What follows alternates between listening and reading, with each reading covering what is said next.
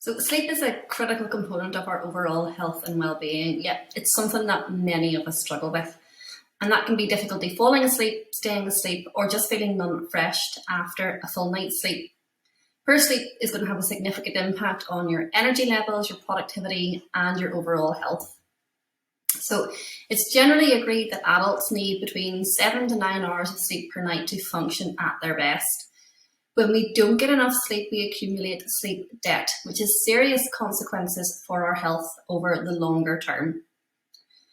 We know that chronic sleep deprivation has been linked to all-cause mortality, so that's really death for any reason, and cardiovascular events, as well as metabolic dysfunction and weight gain. So how can we optimize our sleep and reduce this risk of accumulating a sleep debt? So one of the biggest things that influence our sleep, so we're on the theme of hormones here. Hormones are really important in sleep. So that circadian rhythm, that natural ebb and flow of hormones regulates our sleep-wake cycle. Melatonin is the hormone that promotes sleep, while cortisol promotes wakefulness. And you can see on the graph, cortisol is high in the morning to get you up, going and moving. And then that melatonin starts to pick up in the evening time to get you ready to sleep. Our natural rhythm is really easily disrupted by our daily activities. And that includes things like exposure to artificial lights and screen, working out in the evening, and work-related stress. Any stress, including poor nutrition or low-calorie diets, is going to increase that cortisol, activating your fight or flight response. When your body is in this state, it's on high alert. So the last thing it's going to do is shut down and get into a deep restorative sleep. So let's look at ways that we can control this and help to boost our melatonin production. So melatonin, what we want to do is get into that good cycle. So increasing your light exposure during the day. So get up in the morning, go outside for a walk.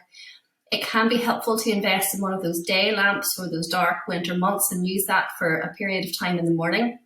In the evening time then, you want to think about reducing your light exposure. So dim the overhead lights after dinner. You can wear blue light blocking glasses for a couple of hours before bed. And most importantly, avoid screens for that 60 to 90 minutes before bed.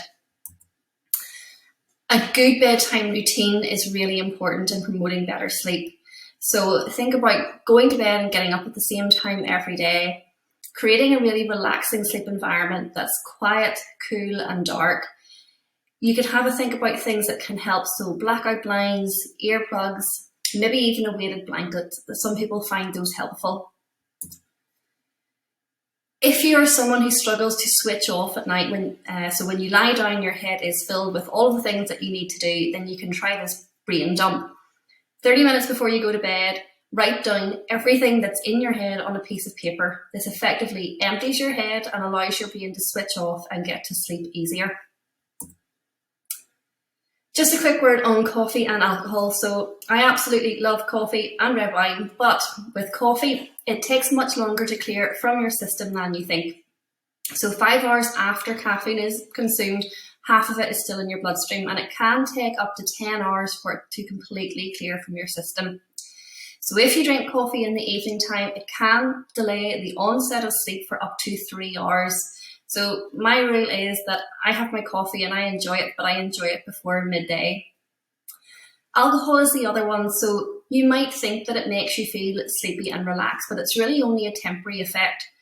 Alcohol interferes with your body's ability to regulate temperature and breathing patterns. So it disrupts your sleep cycles in the longer term. So it's quite easy to get to sleep, but you'll find that you wake up more frequently. It's harder to stay asleep. And it definitely reduces the quality of sleep that you get. So our sleep is really easily disrupted, but there are steps that we can take to improve this. We want to think about optimizing our sleep environment, minimizing those disruptions to our circadian rhythm, so that light manipulation that I mentioned, and establish those good, healthy sleep habits, so routine, quiet bedroom, all of those things can help to improve the quality of your sleep. I want you to pick 3 things that resonate with you from today and think about ways that you can implement them over the next few weeks and see if we can help you to get a better sleep.